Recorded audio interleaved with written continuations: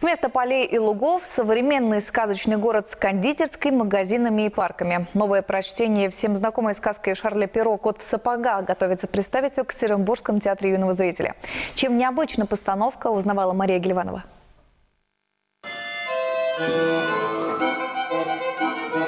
Именно в таком необычном месте у городской мусорки встречаются главные герои – кот в сапогах и чистильщик обуви Стефан. Но торжественного приветствия в этой или любой другой сцене спектакля зрители не услышат. В новой постановке театра юного зрителя слов попросту нет. Мы привыкли говорить на сцене, больше говорить.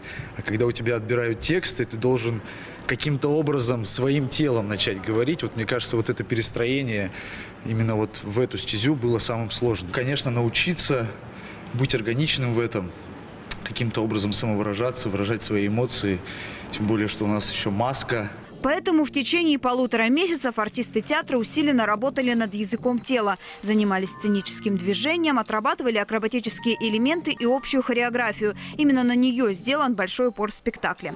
Работать приходилось по 12 часов в сутки, ведь такой необычный формат ставится в театре впервые. В первую очередь меня удивили мои коллеги, потому что, оказывается, спектр возможностей наших артистов театра юного зрителя невероятно велик. Потенциал огромный, и есть куда расти, есть чему развиваться, и хочется еще работать. Тот ритм работы, который мы набрали, не хотелось бы его терять.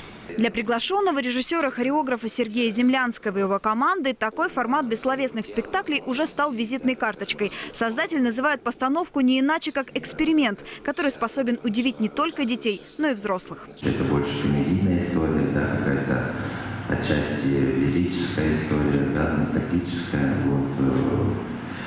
Юмор в движении – это достаточно сложно, да, вот, поэтому удастся ли нам вызвать улыбку, смех у зрителя, вот, когда мы будем смотреть. Премьерные показы «Кота в сапогах» состоятся в ближайшие 2 дня. Однако все билеты на спектакль уже раскуплены. Следующие запланированы на середину января.